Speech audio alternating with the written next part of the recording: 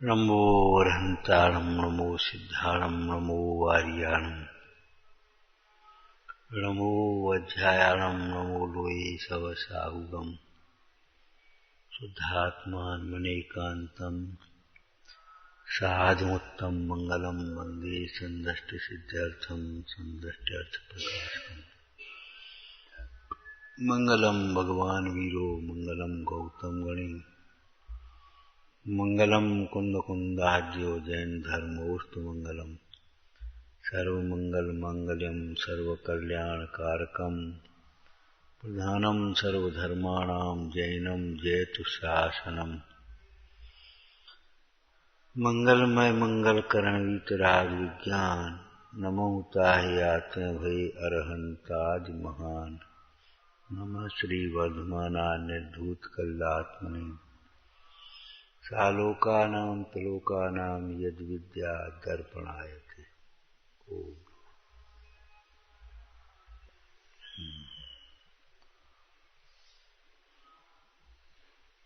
अव्यभाषी के प्रसंग में पंडित जी ने अंतिम चर्चा की कि देखो भाई, इन आभासों से बचने के लिए व्यवहार को ही परमार्थ मत मान लेना। परमार्थ का केवल पक्ष लेकर के भूमिका के योग्य व्यवहार का उत्थापन मत करना, उड़ाना नहीं। इसको तुम्हारी भाषा में कहना क्या होता है इनसे? भूमिका के योग्य व्यवहार को उड़ाना नहीं।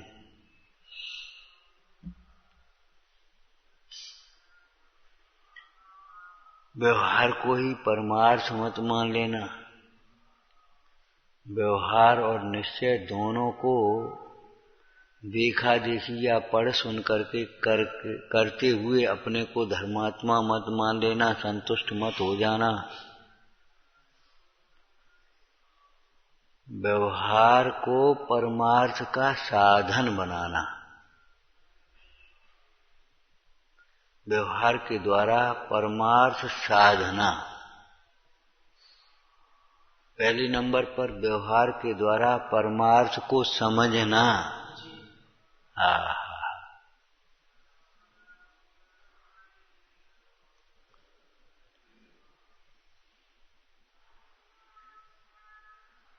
व्यवहार परमार्थ के लिए है, व्यवहार स्वयं परमार्थ नहीं है।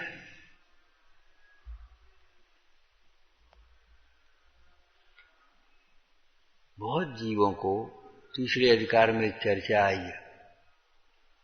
असंगी पंचेंद्रिय जीव तक तो कर्म फल चेतना की प्रधानता है, कुछ सोचने विचारने की शक्ति है नहीं। जैसे कर्म उदय आते हैं जबरन दुख सहते हैं, और जैसे परिणाम हो जाए उस समय वैसे नए बंध होते रहते। संगी पंचेंद्रिय अवस्था में इस जीव को सोचने विचारने की शक्ति मिली है। सो मोह की तीव्रता में प्राप्त पर्याय संबंधी अनुकूलताओं के बारे में ही सोचता विचारता रहता है। कैसे बोलो, ये शरीर स्वस्थ कैसे रहे, सुंदर कैसे दिखे, धनाधिक सामग्री मेरे कैसे रहे, परिवार में अनुकूलता बनी रहे, समाज में पद प्रतिष्ठा बनी रहे, मेरी धन वैभव हमारे पास आ जावे और बना रहे। बस इसी सारी समय शक्ति बुद्धि इसी में लगाता है, क्योंकि इन सब अनुकूलताओं में ये जीव को सुख जैसा लगता है ना, तो सुख जैसा लगने के कारण ये बुद्धि वहीं लगाएगा। और जो भगवान के शासन का दुर्लभ योग बन गया, हाँ वो बाद की बात है, पहले जो तो उसी में पर्याय पूरी हो जाती है। मुख्य रूप से मनुष्य पर्याय। पशुओं का जीवन कैसे पूरा हो जाता है?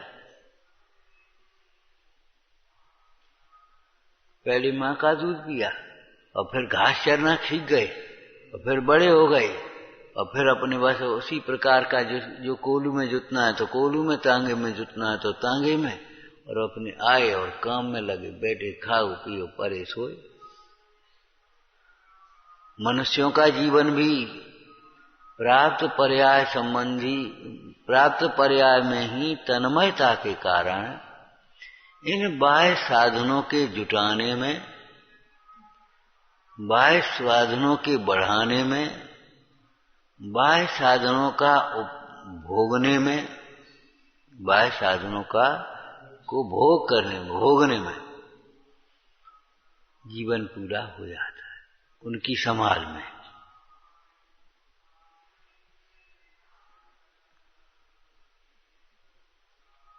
कदाचित किसी जीव को मोह की मंदता हो तो संसार में असारपना भाषित हो, इनमें कुछ दम नहीं है, बेकार है। अपने को तो अपना हित करना चाहिए। लाखों में करोड़ों में एकाध जीव को ये भाव आता है, ये भाव आया तो इन बाहरी धन, वैभव, परिग्रह, प्रपंच, घर आदि से विरक्त होकर के उनकी शरण में गया।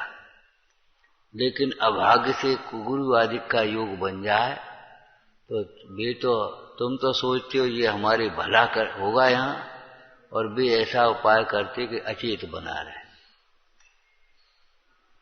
अचेत बना रहे का मतलब क्या है? क्या उपाय करते हैं? क्या उपाय करते हैं? क्या उपाय बताते हैं?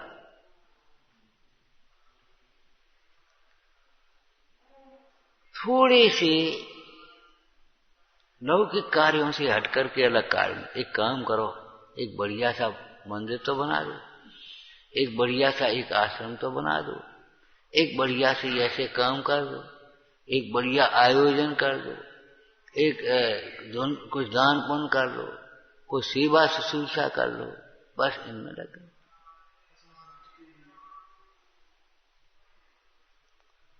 अचेत बना रहने का मतलब क्या? अचेत किसे कहते हैं?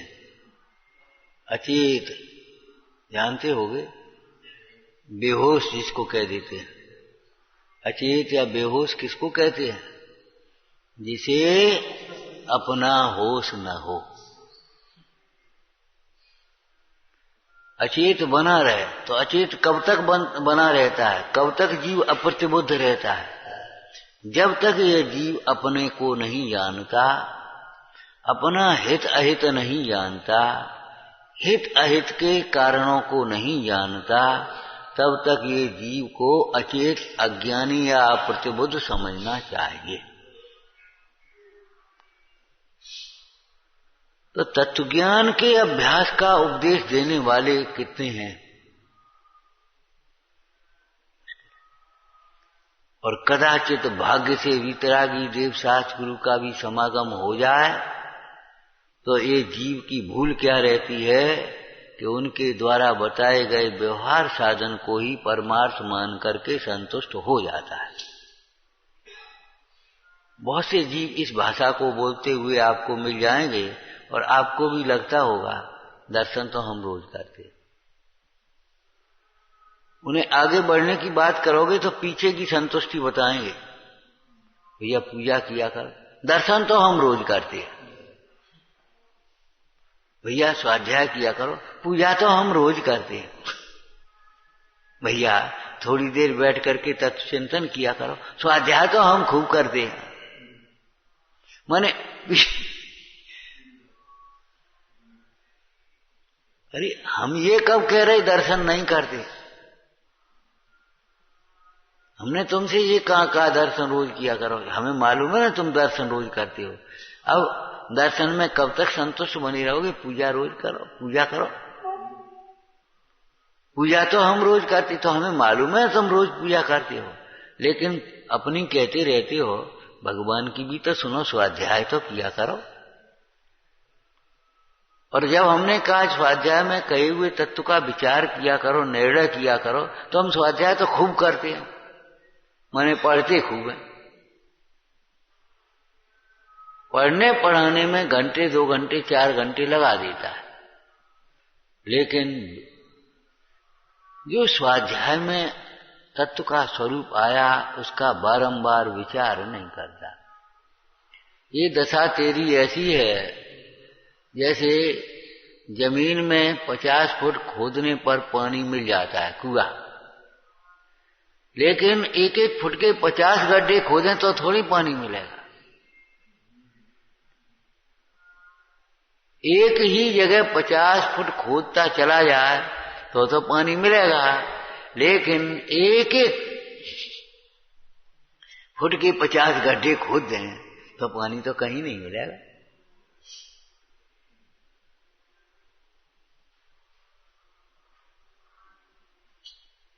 10 शास्त्र पढ़ो, 50 शास्त्र पढ़ लो। तुमने कोर्स में कितने शास्त्र पढ़े हैं? लगभग 50 हो गए। शास्त्री का कोर्स किया तो कितने को ग्रंथ पढ़े? लगभग 50, 40-50 ग्रंथ पढ़े। क्या हुआ बता? और हर एक में परीक्षा दी, हर एक में पास हुए, और लगने लगा हमने इतने ग्रंथों का अध्ययन कर लिया। लेकिन ये बताओ, सवेरे कहा था ना, जिस स्वाध्याय में स्व नहीं है उस स्वाध्याय को स्वाध्याय कैसे कहा जाए? अरे भाई, शास्त्र के माध्यम से अपने को पढ़ना सीखो, तब तुम्हारा शास्त्र स्वाध्याय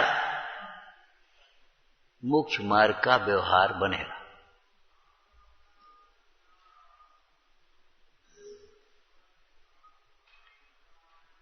तो पंडित जी ने ये बात अंतिम कही उभयभाषी में कि देखो भाई, व्यवहार को ही परमार्थ मान करके संतुष्ट मत हो जाओ, धर्म मान करके संतुष्ट मत हो जाओ। मिथ्या संतोष बहुत बुरा होता है।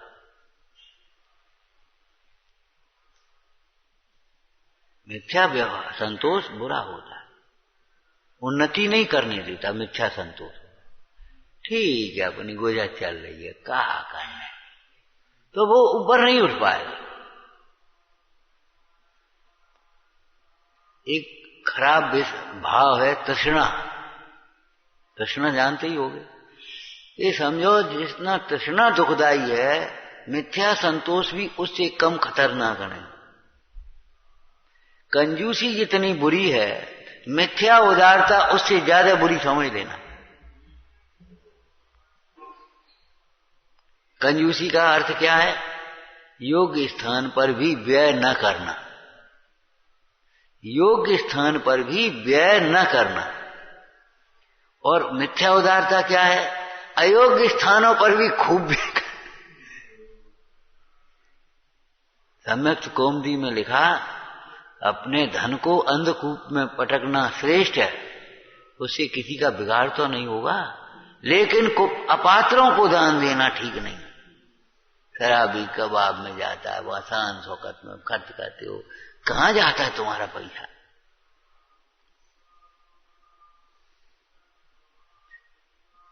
आज हमारे समाज की ये दशा हो रही है। समाज का छोटा छोटा वर्ग, मध्यम वर्ग कमजोर होता चला जा रहा है, और हमारा पैसा कहां जा रहा है? पत्थर वालों पर, बैंड वालों पर, लाइट वालों पर, डेकोरेशन वालों पर, होटल वालों पर, इन पर सब पर पैसे जा रहे, बेखूब पैसा वारे। हमारे पैसे से पैसा वारे हो रहे। हमारे ही बच्चे पढ़ रहे हैं, हमारे ही भाई बहन पढ़ा रहे हैं, और बिल्डिंग उन लोगों की बन रही। वे बिल्डर्स हो रहे, उनकी पूंजियां बढ़ती चली जा रही। तुम पे करी करी फीस ले रहे, तुम्हें करी करी कर रहे तुम्हारी। हमारे बच्चे काम कर रहे हैं, और कंपनियां उनकी बनी तो करोड़पति अरबपति भी हो रहे। अरे हम ये पूछते हैं, कोई भी कंपनी वाला हो, 1 लाख का काम कराएगा तब वो 30,000 देगा। ऐसा तो नहीं होगा कि 1 लाख का काम करे 1.25 लाख देगा। वो कहां से देगा? 1 लाख का आपसे काम कराएगा तो 30,000 देगा आपको, बाद बाकी और उसमें जाएंगे ही नहीं आएंगे उसके खाते में। उनकी एक बिल्डिंग के बाद दूसरी बिल्डिंग में बन देते हैं, फलाना हो जाता, माने उनकी उन्नति हो रही। हमारे द्वारा उन्नति किनकी हो रही?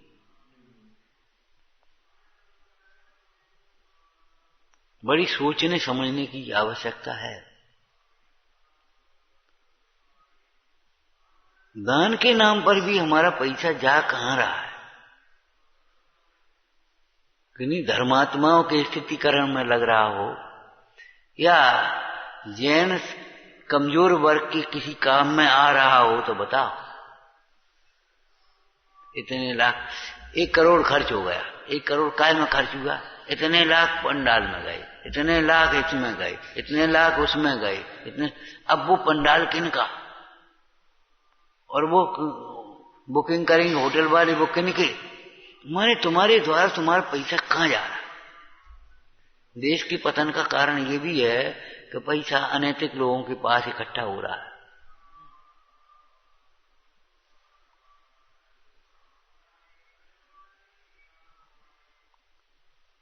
और जैसा जो व्यक्ति होगा उसके पास जो चीज होगी उसका दुरुपयोग सदुपयोग उसके ऊपर हिसाब से निर्भर होगा। आपने एक 5 करोड़ का फंड बना दिया, लेकिन बच्चे अगर संस्कारित नहीं होंगे तो फंड का दुरुपयोग होगा निश्चित। और अगर संस्कारित होंगे तो आप भले 5 करोड़ का फंड मत बना पाओ, लेकिन बच्चे संस्कारित होंगे तो वे खूब काम कर लेंगे, बड़ी सदुपयोग करेंगे जो भी मिलेगा उसका। ज्ञानी को समय मिलेगा वो स्वाध्याय करेगा, मूर्ख को समय मिलेगा विकथा करेगा। सीधी बात है। बोलो, एक श्रावक बीमार हो गया और उसको औषधि दी, ठीक हो गया। अब वो जाकर के पूजा स्वाध्याय में लग जाएगा। और अगर वैसे ही बीमार था वो ठीक हो गया, वो जाकर के अड्डे पर बैठ जाएगा। जिसका जो काम है सो करेगा। इसलिए वो कुपात्र है, ये पात्र।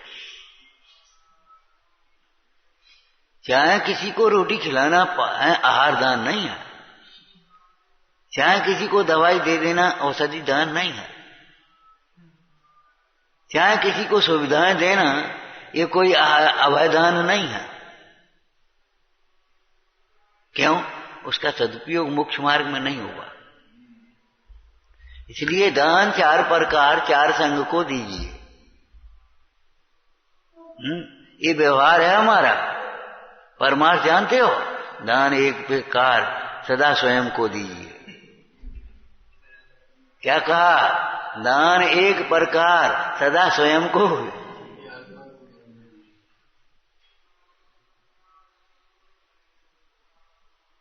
अपनी परिणति को निर्मल बनाओ, सम्यक बनाओ, उपयोग को सूक्ष्म करो, अंतर्मुखी होकर के आनंद को स्वयं स्वयं को देने वाला, स्वयं स्वयं से लेने वाला, दाता और दात पात्र दोनों एक ही हो गए।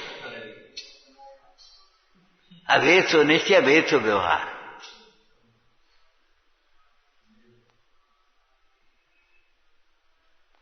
अचेत बने रहने का मतलब क्या है? हम सब करते रहते हैं, लेकिन अपने को और अपने हित को नहीं पहचान पाते। अचेत कहो, अज्ञानी कहो, अप्रतिबुद्ध कहो, क्या मतलब है? जो अपने को, अपने हित को, हित के कारणों को, हो गए 7 तत्व के नहीं हो गए, नहीं जानता, तो वो अचेत ही बना रहा। जी और करने लगे, जी और करने लगे, जी और करने लगे। करने तो लगे, लेकिन मैं करने वाला नहीं, ये कहां समझा?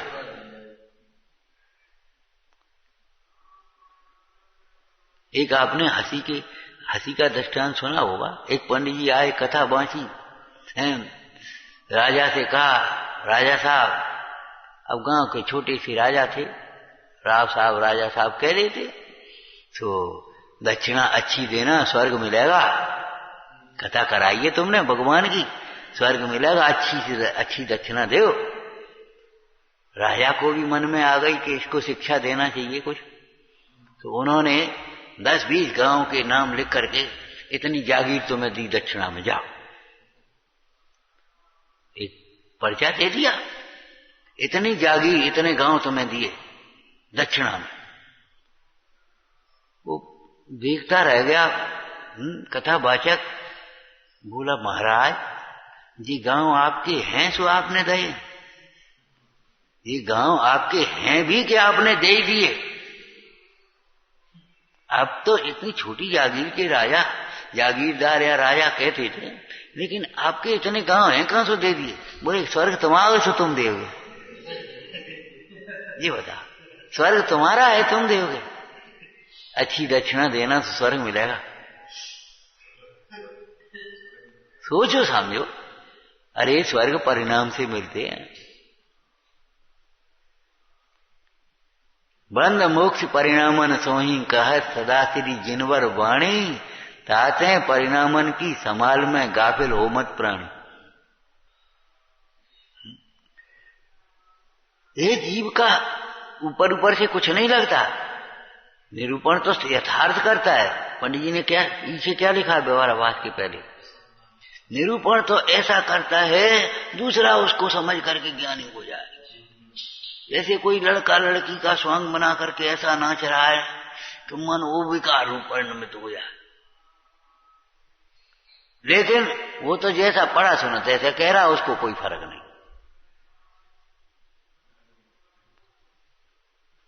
तो ऐसे ही ये जीव ऊपर से नहीं कहता, ऊपर से तो भैया जी व्यवहार है, ये धर्म नहीं है, लेकिन अंतर में धर्म मानता है। बहुत गहरी है, अनादिकाल से व्यवहार का पक्ष है, और स्वरूप के लक्ष्य के बिना पक्ष छूटना मुश्किल है।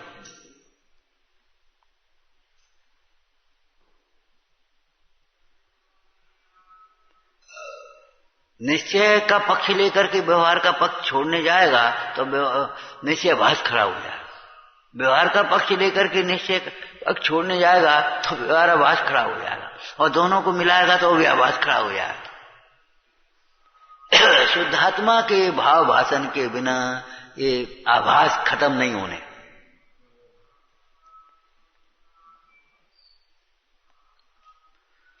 तो पंडित जी ने ये कहा कि देखो भाई, व्यवहार का साधन इस प्रकार से उसे परमार्थ का साधन बनाना। अब इस विषय का चिंतन करो, आप कैसे करते हो? कुछ किया हुआ? परसों भी ये बात कही थी, क्या चिंतन किया?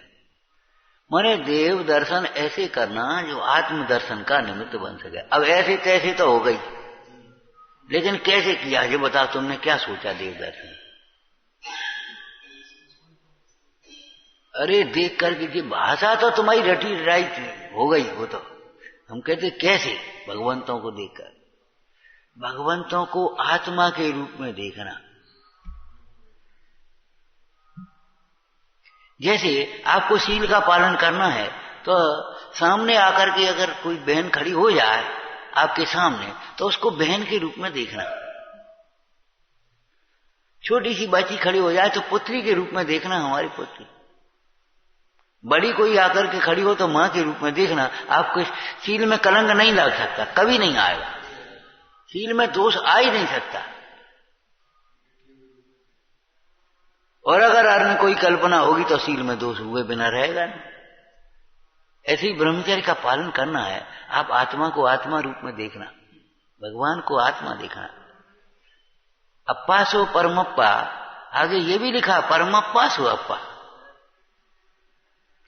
इन परमात्माओं को आत्मा के रूप में देखना।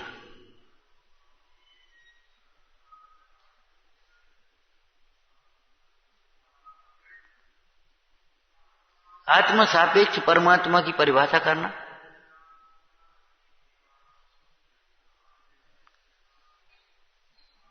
अरे आत्मा की आत्मामय परिणति का परम नाम परमात्मा, और है क्या बता?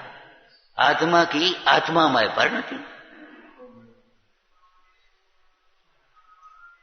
आत्मा में पूर्ण लीनता। दोपहर में हम बैठे थे, सामायिक के बारे में सोच रहे थे, हमने विचारा है, हमने देखो स्थायी सामायिक का नाम मोक्ष है। एक देश सामायिक का नाम मोक्ष मार्ग है, एक देश सामायिक का नाम मोक्ष मार्ग है, और स्थायी सामायिक का नाम मोक्ष है। वो सामायिक है क्या कि समय आत्मा को कहते हैं, आत्मा की आत्मामय परिणति का नाम सामायिक है। आत्मा की आत्मामय परिणति का नाम सामायिक है। माने आत्मा जिस समय अपने को आत्मा रूप अनुभवता है उसी समय सामायिक होती है। कैसे होती है कि उस समय राग द्वेष उत्पन्न नहीं होते, उस समय राग द्वेष उत्पन्न नहीं होते, बस सामायिक हो गई।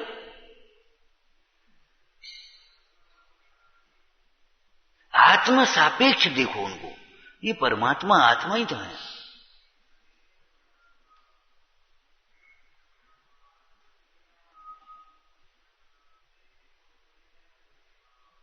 नियम शादी में चर्चा आई है, परमात्मा किसे कहते हैं। टीका में मुंडाज ने लिखा है, त्रिकाल निरावरण, बोलो याद आया हो तो, त्रिकाल निरावरण नित्य आनंदमय कारण परमात्मा की भावना से उत्पन्न कार्य परमात्मा बेअंत है।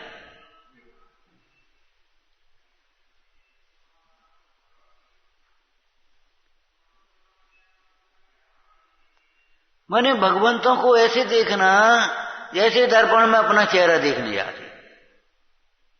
क्यों?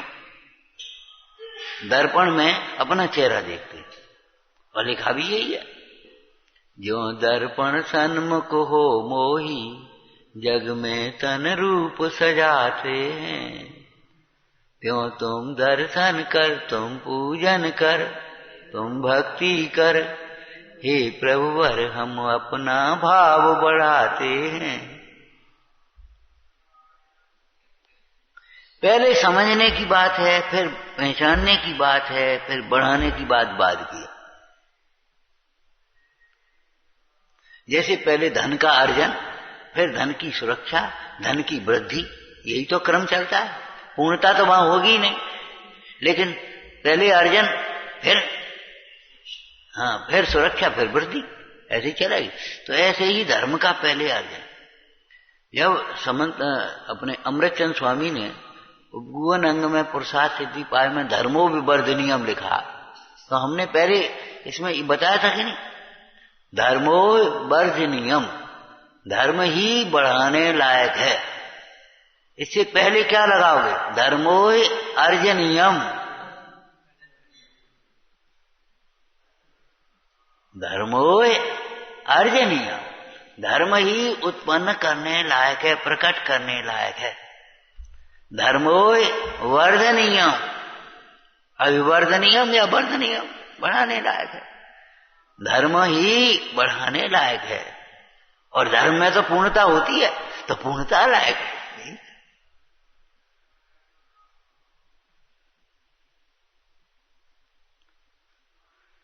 तो भगवान को देखते हुए हमारी पद्धति क्या होती है कि हमने देव दर्शन की विधि पढ़ ली, व्यवहार की। मंदिर के दरवाजे पर पानी रखा रहता है, जाकर के हाथ पैर धोए और बस ओम निशई निशई कहते हुए प्रवेश किया है। वेदी के सामने नमोस्तु नमोस्तु बोलते हुए धोख दी, वंदना की, स्तुति पढ़ी, परिक्रमा की, ये सब प्रक्रिया, और हम उसी प्रकार से करने लगे। और करते समय हमारा उपयोग इधर उधर नहीं गया, कौन आया कौन नहीं गया, क्या हुआ क्या नहीं हुआ, तो हम ये संतुष्ट हो जाते हैं कि हम बहुत अच्छी तरह दर्शन करते हैं, और दर्शन में हमारी भाव बहुत अच्छी रहती है, हमारे दर्शन ठीक ठाक। और फिर हम कई बार तो बहुत गलती कर बैठते हैं, दूसरों की आलोचना। लोग बाग तो साहब क्या कहें, बिना पांव धोए चले आ रहे हैं, बेटे उते देख रहे हैं, अपने मौन होकर चले आ रहे हैं, निसही निसही नहीं बोल रहे, नमोस्तु नमोस्तु ही नहीं बोल रहे, जल्दी जल्दी स्तुति पढ़ी, कछु समझ में ही नहीं आज क्या करे जाए। अरे भैया, ये क्या मतलब हुआ तुम्हारे दर्शन पूजन का?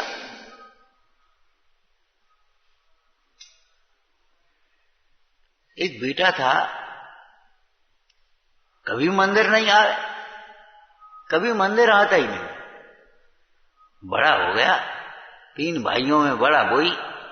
माँ ने कहा, समझाया, पिता ने समझाया, बेटा जब तुम ही नहीं आओगे छोटे भैया जी तुम्हारे कैसे जाएंगे, जी तो वैसे ही बिगड़ जाएंगे हैं, और मंदिर नहीं आओगे जी बताओ कैसे तुम्हारे पाप कटेंगे, और कैसे तुम्हें कछु पुण्य होगो, कैसे तुम्हारा काम चलेगो, कहा करोगे तुम? हैं, मंदिर से तुम दूर रहोगे, सुख संपत्ति तुमसे दूर रहेगी। वो सुने, हंस करके टाल दे, ठीक है अब जाओ करें।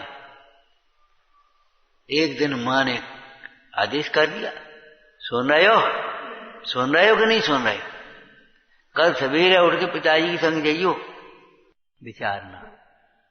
हे जिनवाणी भारती तो ही जपू दिन रैन, जो तेरी शरणा गए सो पावे सुख चैन। या वाणी के जानते सूझे लो कालो, तो वाणी मन सदा देत